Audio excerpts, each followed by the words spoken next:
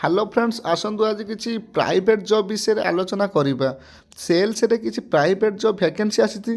ओडिशार प्रत्येक डिस्ट्रिक्ट रे वैकेंसी अच्छी आपन जदि ए प्राइवेट जॉब पाई इच्छुक अच्छा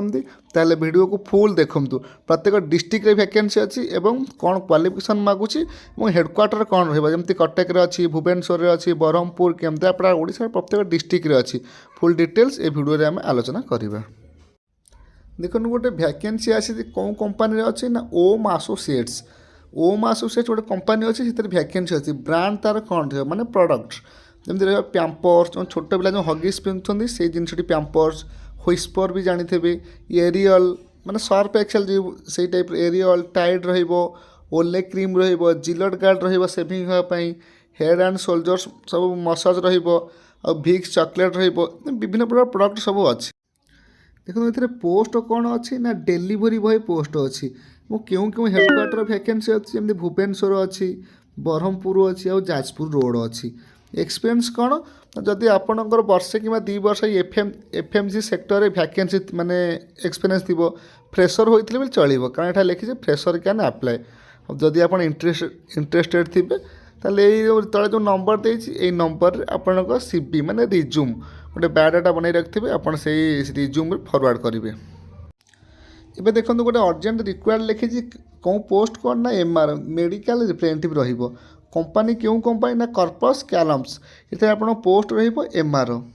देखो क्योंठार वैकेंसी अच्छी ना हेडक्वार्टर आप भुवनेश्वर आ सैलरी कौन रेग्लेटिबल माने भल सैलरी आपंकर रही आप प्रीवियस किसी कंपानी जॉब करुवे तो से अनुसार ग्रोथ पाइबे नचेत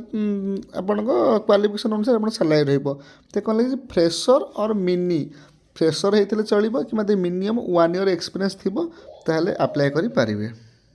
देखो ये क्लीयरली लिखिदे फ्रेशर कैन अप्लाई जब आप फ्रेशर थे अप्लाई करेंगे। क्वालिफिकेशन कौन मांगे जब आप ग्रेजुएशन करेंगे मिनिमम ताहले पोस्ट पर अप्लाई करेंगे। देखो तले गोटे व्हाट्सएप नंबर देती यही नंबर रे आपण सीवी मैं रिज्यूम को फॉरवर्ड करेंगे। ये देखो आउ गोटे वैकेंसी अच्छी कौन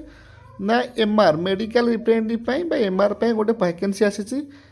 कंपनी कौन हो ना मैनकाइंड आपण मान ना भी शुणुवे मेन डिवीजन ये बहुत ब्रांड कंपनी अच्छी हेडक्वार्टर कौन हो ना फ्लेक्सिबल ओडिशा आप ओडिशार कौन हेडक्वार्टर भी वैकेंसी अच्छी यार आप अप्लाई करेंगे। देखो ये एज लिमिट कौन रखी ना मिनिमम आप 26 वर्ष भितर होते आपड़ अप्लाई करेंगे। फ्रेशर होते भी चलो ये एक्सपीरियंस पिला किसी मागिनी जदि आप फ्रेशर होते अप्लाई करेंगे एक्सपीरियंस थे तो अप्लाई भी करेंगे। जदि आप इंटरेस्टेड अच्छा देखो तले एक नंबर देती यही नंबर आप रिज्यूम को फॉरवर्ड करेंगे व्हाट्सएप माध्यम रिज्यूम को सेंड करेंगे माने अपडेट रिज्यूम फोटो लगी पूरा डिटेल्स थी क्वालिफिकेशन फुल डिटेल्स रिज्यूम गोटे नंबर